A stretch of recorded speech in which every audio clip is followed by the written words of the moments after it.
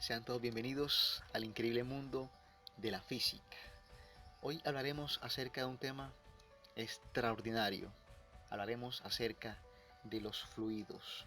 Los fluidos desempeñan un papel crucial en muchos aspectos de la vida. Los bebemos, respiramos y nadamos en ellos. Circulan por nuestro organismo y controlan el clima. Es un fenómeno extraordinario. A continuación, veremos una simulación que nos mostrará la belleza que hay en este fenómeno.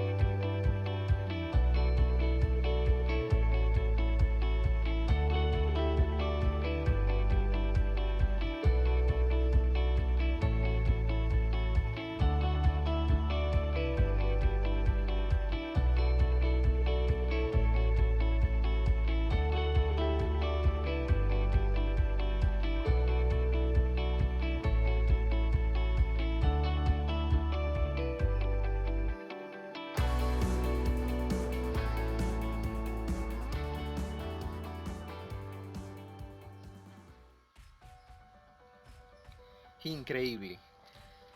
Las moléculas que forman un líquido no están confinadas a posiciones fijas, como en los sólidos, sino que se pueden mover libremente de una posición a otra, deslizándose entre sí como se observó en la simulación. Mientras que un sólido conserva una forma determinada, un líquido toma la forma del recipiente que lo contiene.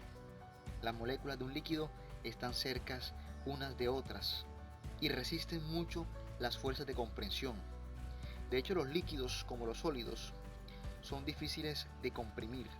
Los gases, por su parte, se comprimen con facilidad.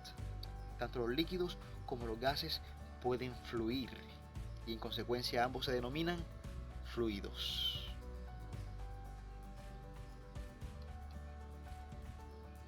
Ahora vamos a comprender el concepto de presión. Para ello, para ilustrar eso y para comprender la diferencia que hay entre presión y fuerza, consideremos los dos bloques de la figura. Ambos bloques son idénticos, pero uno está parado sobre su extremo y el otro descansa sobre un lado. Ambos tienen el mismo peso y por ende ejercen la misma fuerza en la superficie. Sin embargo, el bloque vertical ejerce una mayor presión contra la superficie,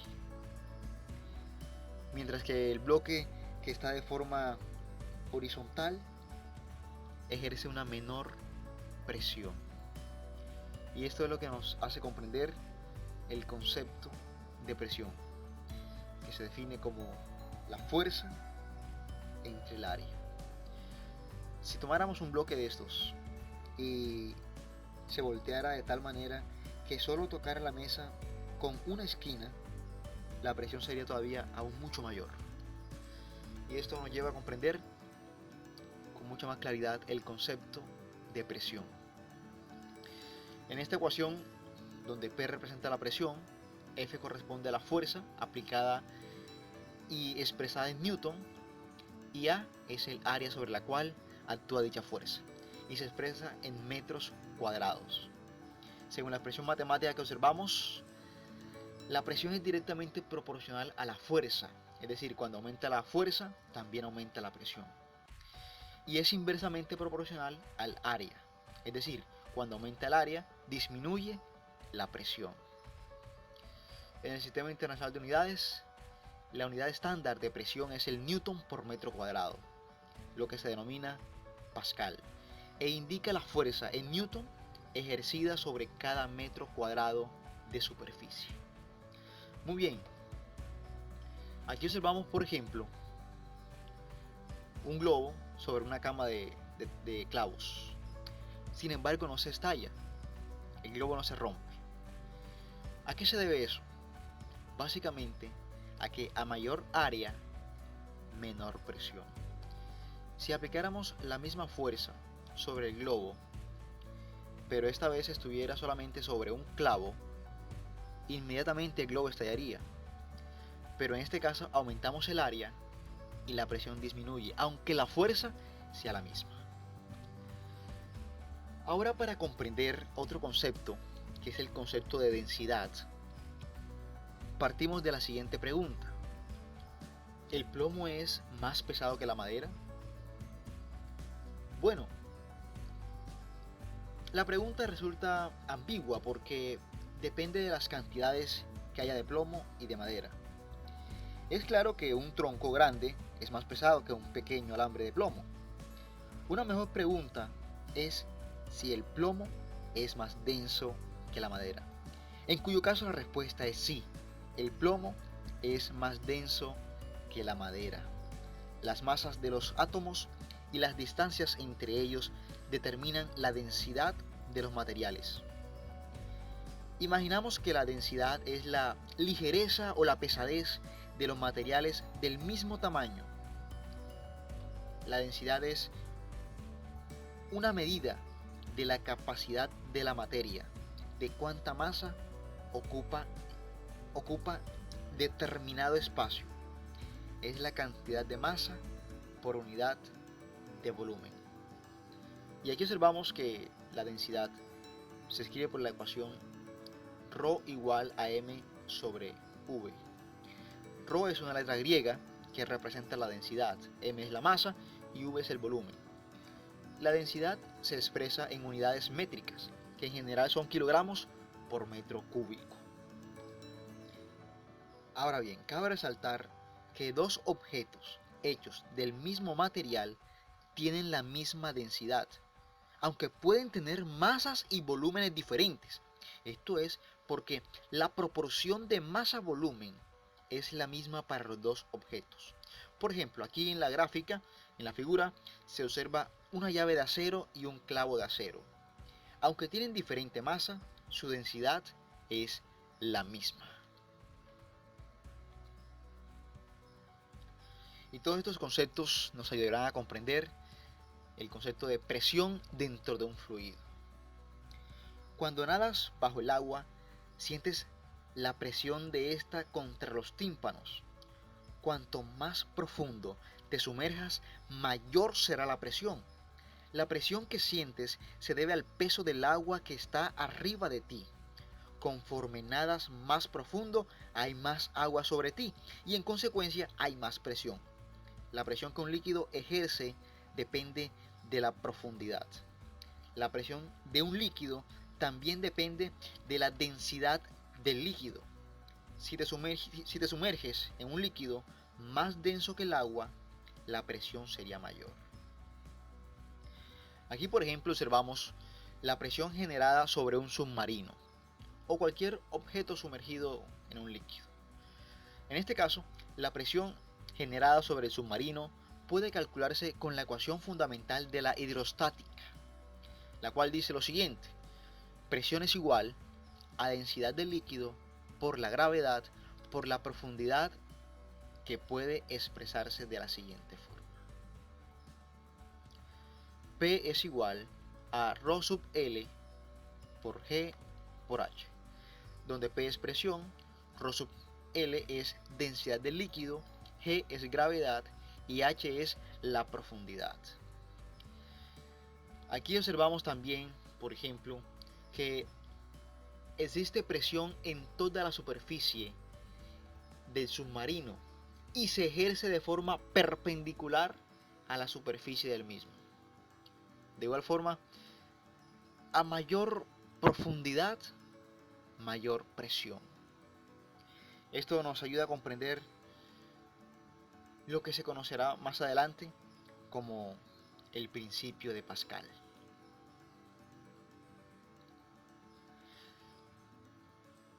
El principio de Pascal parte de la observación de que una presión externa aplicada en cualquier punto de un líquido en reposo se transmite exactamente igual, con la misma magnitud y sin decremento, a todos los puntos del líquido. El principio de Pascal tiene múltiples aplicaciones y constituye la base teórica de las máquinas hidráulicas, como la maquinaria pesada que trabaja en las carreteras levantando grandes piedras o rompiendo el pavimento. El término hidráulico se refiere al uso de líquidos. Estas máquinas en general emplean aceites para aplicar y aumentar las fuerzas, tal como la máquina que se observa en la gráfica. Observa la situación que se muestra en la siguiente imagen. En el esquema mostrado hay dos émbolos, el émbolo 1 y el émbolo 2, cuya función es transmitir o recibir el impulso del fluido. Sobre el émbolo 1, el de menor área, A1, se aplica una fuerza F1 que genera una presión en el fluido que se transmite hacia el émbolo 2, el de mayor área, A2, sobre el que reposa un carrito y en el que se ejerce una fuerza F2. Como la presión P es igual a la relación entre la fuerza y el área, entonces la presión sobre cada émbolo se puede definir o se puede escribir de la siguiente forma: P1 para el émbolo 1, P1 es la presión en el émbolo 1 y es igual a F1 sobre A1. Para el émbolo 2, la presión es P2 igual a F2 sobre A2. Ahora, de acuerdo con el principio de Pascal, las presiones en ambos casos son iguales. Esto implica que P1 es igual a P2. Ahora bien, sabemos que P1 es igual a F1 sobre A1 y P2 es igual a F2 sobre A2. Esto nos lleva a la siguiente ecuación. Si en esta ecuación despejamos la fuerza F2, obtenemos la siguiente ecuación. De manera que la fuerza en el émbolo 2 es proporcional a la fuerza aplicada en el émbolo 1, pero depende de la relación entre las áreas, A2 sobre A1. Como en este caso, A2 es mayor que A1, la fuerza que ejerce el fluido sobre el émbolo 2 es mayor que la fuerza que se aplica en el émbolo 1. Esto nos lleva a la gran conclusión de que las máquinas hidráulicas utilizan un brazo que aplica la fuerza, émbolo 1, y se mueve gracias a un líquido contenido en un cilindro, generalmente aceite, que empuja un segundo émbolo con mayor fuerza. Es muy importante el diámetro del émbolo, ya que cuanto mayor es, más intensa es la fuerza desarrollada por la máquina hidráulica. Y todo esto nos lleva a la ley de Pascal. La presión aplicada a un fluido encerrado se transmite sin disminución a todas las partes del fluido y las paredes del recipiente. A continuación veremos una simulación del principio de Pascal, la cual nos muestra que efectivamente las máquinas hidráulicas utilizan un brazo para aplicar la fuerza y se mueven gracias a un líquido, en este caso, o por lo general suele ser aceite. Este aceite está contenido en un cilindro y empuja un segundo émbolo con mayor fuerza, como observamos a continuación en la siguiente simulación.